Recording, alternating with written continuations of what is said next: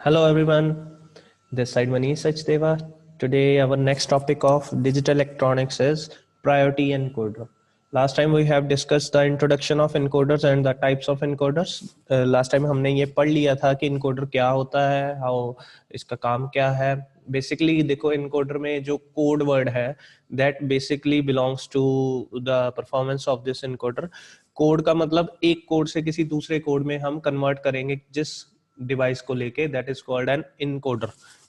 ठीक है, और ये जो डिवाइस है, ये जो कॉम्बिनेशनल सर्किट है, ये ट्रांसमीटर में यूज होता है to convert one code into another code. ठीक है, इसकी हमने 4 एग्जांपल्स पढ़ी थी, 4 टाइप्स पढ़ी थी लास्ट वीडियो में.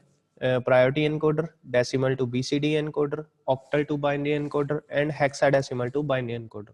उसमें से जो फर्स्ट टाइप है प्रायोरिटी एनकोडर, उसके बारे में आज हम डिस्कस करेंगे. सो क्या होता है प्रायोरिटी एनकोडर? सबसे पहले वो बात करते हैं. डेफिनेशन नोट करेंगे आप सबसे पहले. This is a special type of, this is a special type of encoder. As the name suggests, as the name suggests,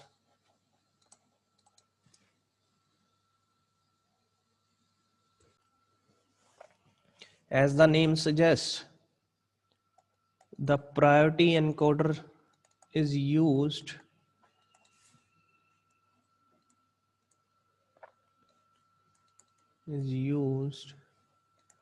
to prioritize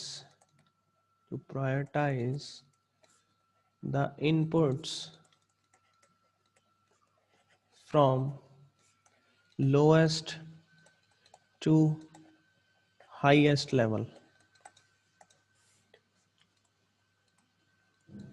right अगर मैं इसके ब्लॉक डायग्राम की बात करूं, सबसे पहले इसका ब्लॉक डायग्राम बनाते हैं, देन उसके बारे में डिस्कस करते हैं.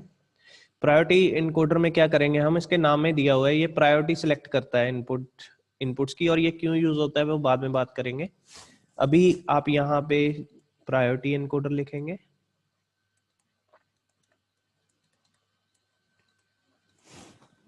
बीच अगर मैं ये प्रायोरिटी इनकोडर जो यूज कर रहा हूँ दैट इज 4:2, मतलब इसकी 4 इनपुट्स होंगी एंड 2 आउटपुट्स होंगी. सो 4 इनपुट्स यहाँ पे, इसको हम 4:2 एनकोडर भी बोलते हैं, बाइनरी एनकोडर. ये जो 4 इनपुट्स हैं इसका नाम दे दिया D3, D2, D1 and D0. Right, और कई में D1 D0 ऊपर दिया होता है, D3 नीचे दिया होता है. तो अकॉर्डिंग टू दैट ये हमारी हाईएस्ट प्रायोरिटी की होगी input, highest priority input. And जो D0 है, चाहे ऊपर दिया हो चाहे नीचे, this will have the lowest priority input. Right, and इसकी 2 आउटपुट्स होंगी, that is Y1 and Y0. इसमें कोई सिलेक्ट पिन की जरूरत हमें नहीं पड़ती है. ठीक है, अब ये क्या करता है, बेसिकली इसकी जो प्रायोरिटी है ये प्रायोरिटी बेस पे चलता है.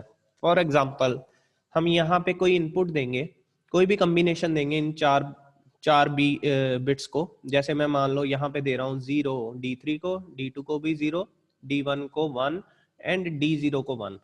अब हमें पता है कि जो D1 की प्रायोरिटी है that is more than the D0. Right, D0 से ज्यादा है, ये D0 है, ये D1 है. अब D1 की प्रायोरिटी ज्यादा है, दैट मीन्स ये इसको उठाएगा और इसके अकॉर्डिंगली जो भी आउटपुट प्रोड्यूस होगी, कि ये 1 हो जाए, D1 1 हो जाए, जो भी आउटपुट होगी वो पहले उठाएगा.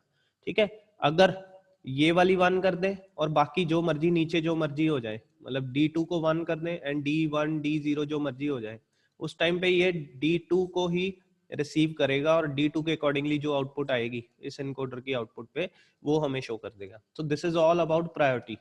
इन सब की प्रायोरिटी है एक एक, और प्रायोरिटी के अकॉर्डिंगली ये आउटपुट जनरेट करते हैं. ठीक है, और ये बेसिकली ये एनकोडर काफी यूजफुल है, जो कि हमें आगे एप्लीकेशंस में यूज होगा, वो आपको बाद में डिस्कस करेंगे इस चीज का. अभी फिलहाल इसके बारे में यही पढ़ना है कि ये बेसिकली इसमें जो इनपुट की प्रायोरिटीज हैं दैट इज ऑल गिवन. ठीक है, जो हाईएस्ट प्रायोरिटी होगी वो D3 की होगी, जो लोएस्ट प्रायोरिटी होगी D1 की होगी, इसके ऊपर D1 then D2.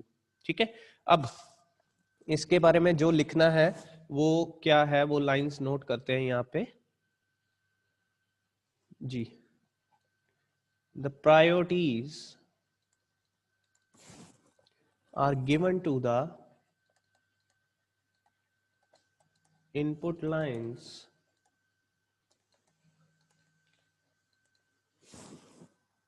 if two or more input lines are one at a time, at a same time, यहाँ पे same लिख लीजिए, then the input line with higher priority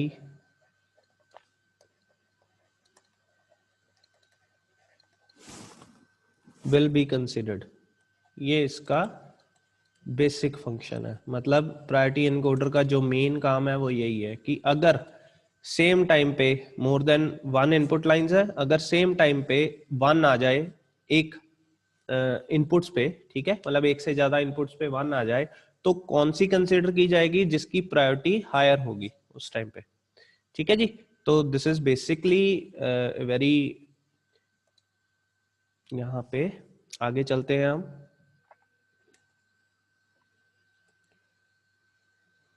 I hope यहां तक समझ आ गया हो। नेक्स्ट लाइन डिस्कस करते हैं। There are 4 inputs in the, अब इसकी जो कंस्ट्रक्शन हमने बनाई है उसके बारे में लिखते हैं। There are 4 inputs that is D0, D1, D2 and D3 and 2 outputs Y1 and Y0 out of the 4 inputs। अगली line, out of the 4 inputs D3 has the highest, D3 has the highest priority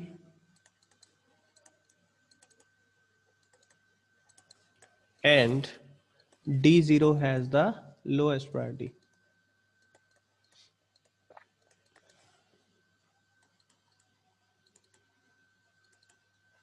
Right? Next line, that means ये lines जरूरी हैं समझाने के लिए दूसरे को। अगर हम डायरेक्ट मैं ट्रुथ टेबल बना दूं, दूसरे को नहीं पता चलेगा वो ट्रुथ टेबल कैसे बना है, ठीक है, टीचर को नहीं पता चलेगा। You have to explain that. तो उसके लिए ये लाइंस जरूरी हैं लिखनी, वही हम लिख रहे हैं। That means if D3 is equal to 1 then Y1 Y0 will represent 1 1 irrespective of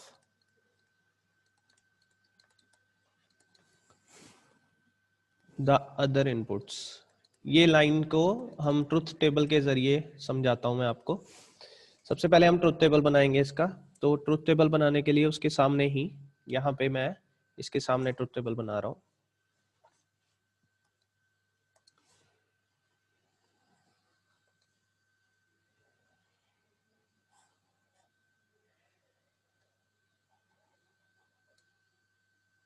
हमें ट्रुथ टेबल के लिए अब चाहिए क्या, 4 inputs D3, D2, D1 and D0। Right, तो चारों का एक टेबल बना लिया। ये हमारी इनपुट्स हो गई एंड देयर आर 2 आउटपुट्स, तो हम यहाँ पे 2 आउटपुट्स लिख लेंगे, Y1 and Y0। Right, these are the outputs and these are the inputs। okay,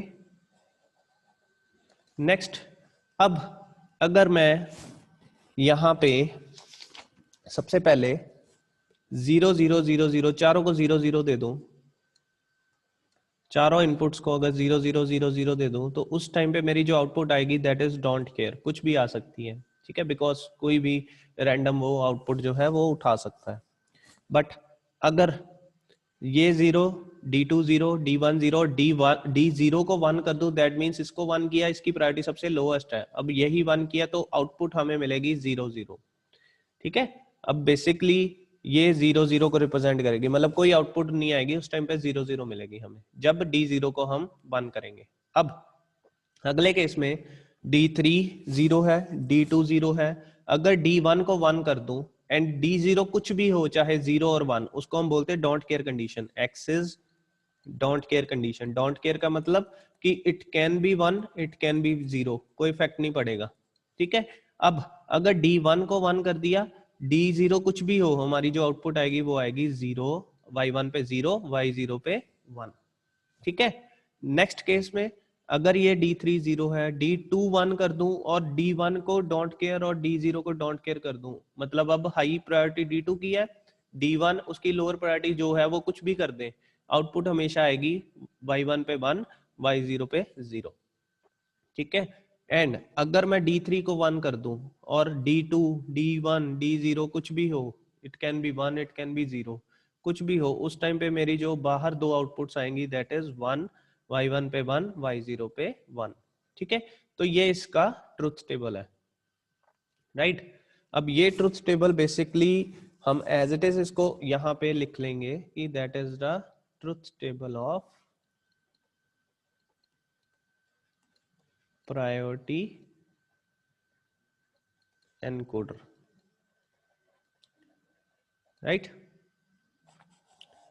अब ये ट्रुथ टेबल को हम जस्टिफाई कर रहे हैं, नीचे वही उन्होंने बात कही जो लास्ट लाइन हमने लिखी है, you can see here, if D3 is equal to 1, D3 को 1 कर दे, उस टाइम पे Y1 Y0 हमेशा 1 1 रहेगा, irrespective of the other inputs, की कोई भी इनपुट बाकी जो उस पे 1 या 0 दे दो, उसने हाईएस्ट प्रायोरिटी वाली को कंसिडर करना है, और वो 1 है, दैट मींस उसकी आउटपुट है 1 1।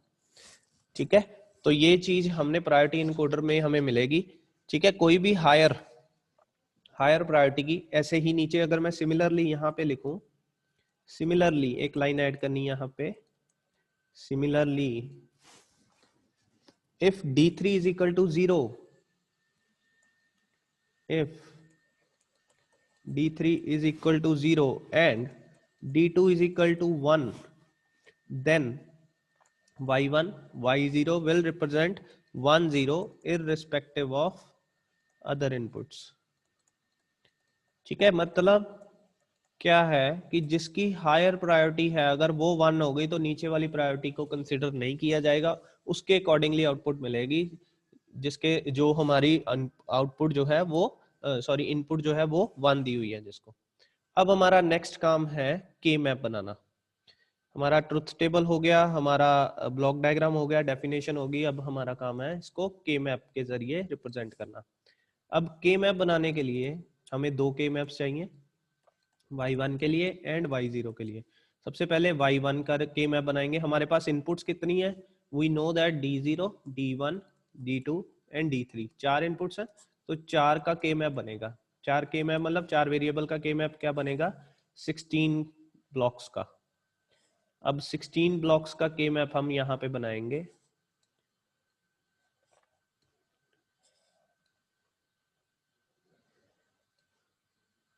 ये हमारा 16 ब्लॉक्स का के मैप बन गया। अब एक जगह में यहाँ पे मैं लिख रहा हूँ D3, D2, इधर लिख रहा हूँ D1, D0।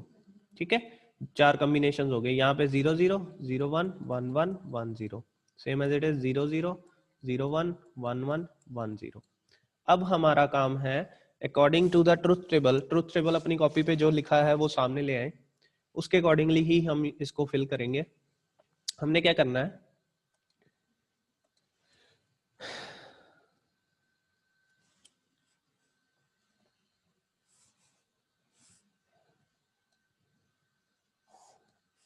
यहाँ पे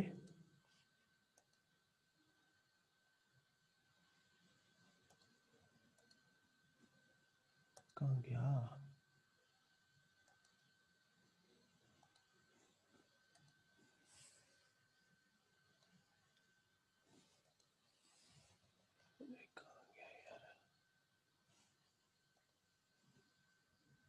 जी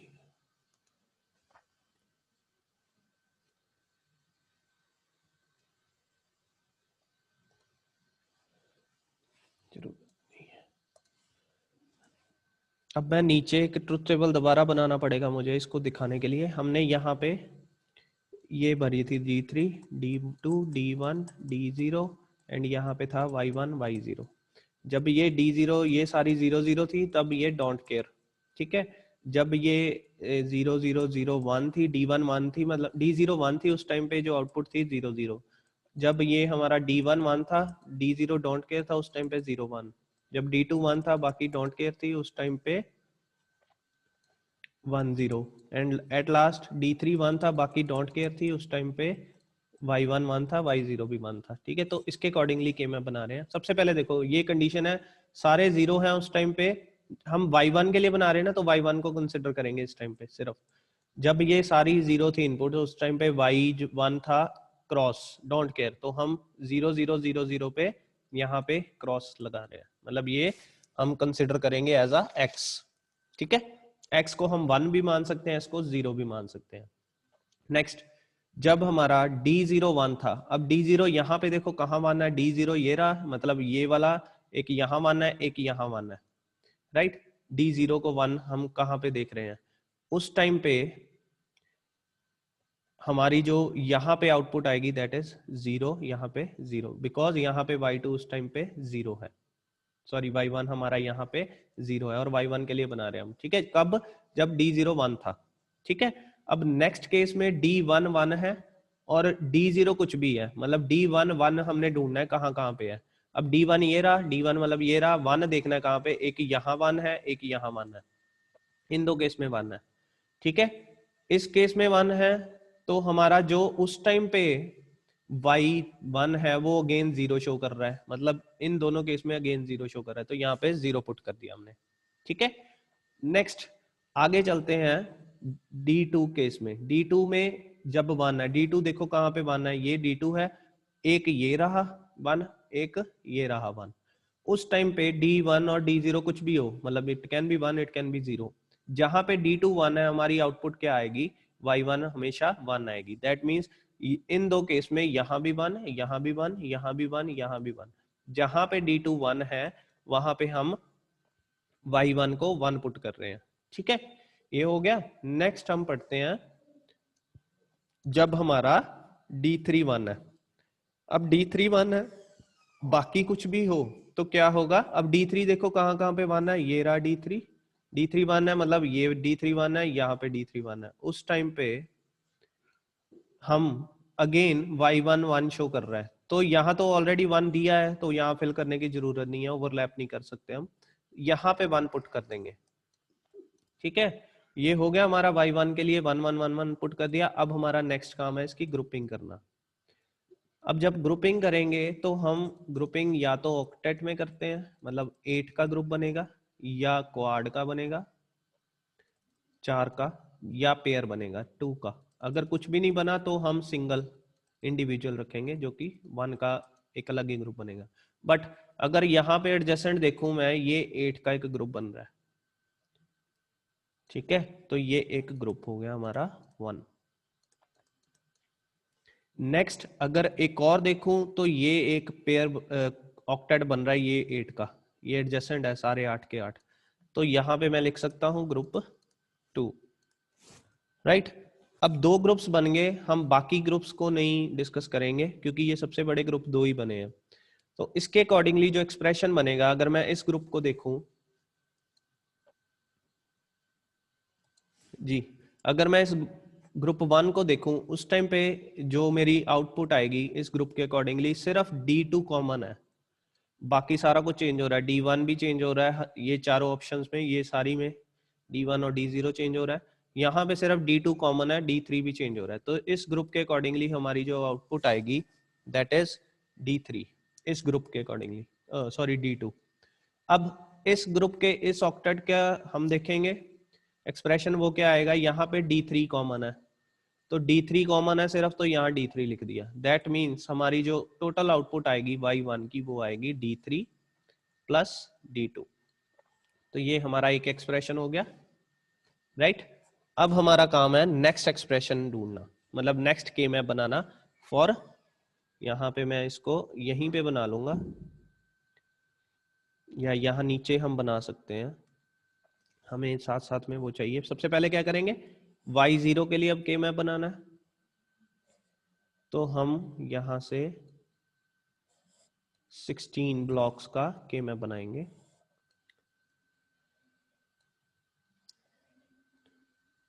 this encoder is different from multiplexer, तो ये याद रखना है कैसे हम के ये बना रहे हैं के मैप, और ट्रुथ टेबल भी डिफरेंट होगा।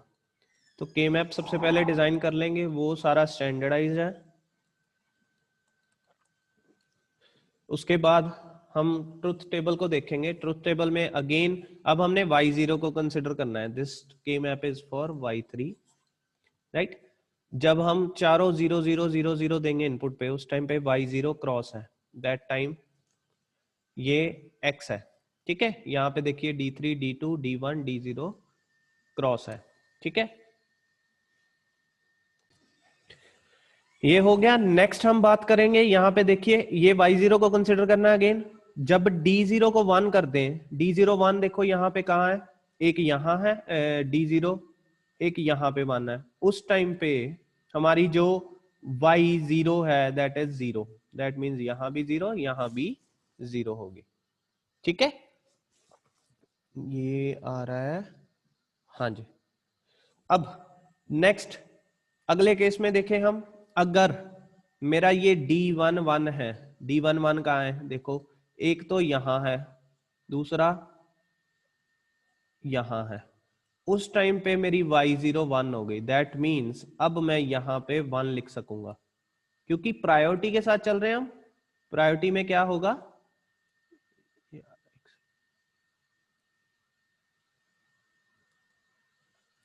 एक सेकेंड, ये इरेज नहीं, इरेज कर दें इसको जी। तो बेसिकली क्या होगा, अब ये देखो जैसे ही D1 को 1 किया, हमारी जो y0 है आउटपुट है वो 1 आ जाएगी, और इसको ही कंसिडर करेगी, वो D0 जो भी हो, चाहे 1 हो चाहे 0, वहां पे 1 आ जाएगा। दैट मीन्स यहाँ पे 1 और यहाँ पे 1, क्योंकि यहाँ पे D1 दोनों में 1 है, ठीक है। ये हो गया। नेक्स्ट अगर बात करें इसकी, D2 को 1 कर दो, बाकी जो मर्जी हो। D2 1 कहाँ कहाँ है, यहाँ पे देखिए, एक यहाँ पे है, एक यहाँ पे है। इस टाइम पे बाकी जो मर्जी हो, जो हमारी सॉरी y0 है उस टाइम पे 0 है, तो ये 0 कर देंगे, ठीक है, राइट। अब नेक्स्ट में क्या है, लास्ट में D3 को जब 1 कर दें, उस टाइम पे y0 1 है, D3 जहां भी 1 आ गया, बाकी जो मर्जी हो D2 D1 D0, उस टाइम पे y0 जो है वो 1 शो करेगा। दैट मीन्स D3 1 कहाँ कहाँ है, एक यहाँ है, एक यहाँ है। दैट मीन्स अब मुझे ये प्रायोरिटी ज्यादा है D3 की, दैट मीन्स वो उसको उठाएगा, जो D3 वाले कॉलम की आउटपुट y0 है वो 1 शो करेगा। दैट मीन्स हम यहाँ पे इस केस में ये 1 1 ले लेंगे, राइट। तो ये हो गया हमारा के मैप। अब आगे बात करनी है हम इसकी ग्रुपिंग की। ग्रुपिंग की बात करें तो यहाँ पे आप देख सकते हैं, एक तो ऑक्टेट ये बना, 8 का पेयर, एक 8 का ग्रुप बना यहाँ पे। नेक्स्ट ये 2 है, बट ये 2 के साथ ये 2 भी अटैच हो सकते हैं, एडजेसेंट है ना, तो ये एक क्वाड का बन गया ग्रुप। क्वाड मतलब 4 का एक ग्रुप बन गया, यही बन रहे हैं और कोई नहीं बन रहा, ठीक है, बाकी सारे कवर्ड हो गए। अब ये एक ग्रुप है, ग्रुप 1 का नाम दे दिया, और ये एक ग्रुप है, इसको ग्रुप 2 का नाम दे दिया हमने। अब ग्रुप 1 का एक्सप्रेशन क्या है वो हम नोट करते हैं। अगर मैं इसको देखूं, इस टाइम पे हमारा सिर्फ D3 कॉमन है, ठीक है, बाकी सब चेंजेस हो रहे हैं, तो यहाँ पे ग्रुप 1 की आउटपुट है D3। अगर मैं इस ग्रुप की बात करूं, इस ग्रुप का एक्सप्रेशन लिखूं, तो इस टाइम पे यू कैन सी एक तो D1 कॉमन है, दोनों में 1 है, और अगर मैं यहाँ पे देखूं तो D2 जो है वो 0 है। दैट मीन्स ये मैं लिख सकता हूं D1 D2 बार, राइट। ये मेरा यहाँ का एक्सप्रेशन बन गया। अब मेरा जो आउटपुट है y0 की, वो क्या बनेगी, D1 D2 बार प्लस D3, ये मेरी बन गई y0 की आउटपुट, एक्सप्रेशन बन गया इसका, ठीक है। अब हमारा नेक्स्ट काम है यहां से लॉजिक डायग्राम बनाना। हमारे पास दो आउटपुट्स हैं और दो आउटपुट्स हैं, तो सबसे पहले हम क्या लेंगे, यहाँ पे लॉजिक डायग्राम लिख रहा हूं, राइट। हमें क्या चाहिए इसके लिए, 4 इनपुट्स चाहिए। तो यहाँ पे कलर चेंज कर ले जी, 1 that is D3, 2 D2, D1 and D0। ठीक है, यही चाहिए हमें, यहीं से बन जाएगा। बिकॉज यहाँ पे देखिए इनपुट में D3 D2 चाहिए, यहाँ पे D1 D2 D3 चाहिए। अब सिर्फ D2 को बार करना है हमने, बिकॉज एक्सप्रेशन में D2 को बार किया हुआ है, तो यहाँ पे एक नॉट गेट लगा दिया, एक लाइन लगा दी, यहाँ पे D2 बार की लाइन बन गई। सबसे पहले Y1 के लिए आउटपुट देखेंगे, क्या लगा है D3, तो D3 से वायर उठाई। नेक्स्ट प्लस D2, प्लस लगा है, दैट मीन्स D2 से वायर उठाई, दोनों के बीच में और गेट लगा दिया, राइट। तो ये बन गई हमारी Y1। नेक्स्ट क्या कह रहा है, Y0 के लिए क्या है D1, D1 से वायर उठाई, D2 बार इसके साथ एंड किया हुआ है, मल्टीप्लाई किया है, तो D2 बार से लाइन उठाई, एंड कर दिया। अब इसको प्लस किया है D3 के साथ, सो D3 की एक लाइन उठाई, यहां से D3 की एक लाइन उठाई और इसको और गेट लगा दिया इस आउटपुट के साथ, तो ये हमारी बन गई Y0। तो this is the truth, this is the logic diagram for priority encoder, right. I hope ये टॉपिक आपको समझ आ गया हो। सबसे पहले क्या करना है, हमने प्रायोरिटी एनकोडर की डेफिनेशन, जो कि ऊपर हमने मेंशन की थी कि क्या करता है, ये क्यों यूज करते हैं, उसके बारे में दिया हुआ है। नेक्स्ट डेफिनेशन के बाद ये डेफिनेशन थी, फिर ब्लॉक डायग्राम जो हमने डिस्कस किया, देन इसमें 4 इनपुट्स हैं 2 आउटपुट्स हैं, उसके रिगार्डिंगली फिर ट्रुथ टेबल बनाया था। ट्रुथ टेबल में हमने ये शो किया कि जिसकी हाई प्रायोरिटी अगर वो 1 हो जाए तो लोअर प्रायोरिटी को कंसिडर नहीं किया जाता, उस हाई प्रायोरिटी वाले इनपुट को ही कंसिडर किया जाता है, तो उसके अकॉर्डिंगली हमें आउटपुट मिलती है। फिर हमने के मैप बनाया 2 आउटपुट्स के रिगार्डिंग, ठीक है, और के मैप से जो एक्सप्रेशन बने उससे हमने लॉजिक डायग्राम एक्सप्लेन किया, जो कि आपके सामने दिख रहा है, ठीक है। So this was all about priority encoder. बाकी इनकोडर्स भी हम आगे पढ़ेंगे। इसके रिगार्डिंग अगर आपको कोई प्रॉब्लम है, आप शेयर कर सकते हैं अपने कमेंट्स में या ऑनलाइन सेशन में, ठीक है जी। Thank you.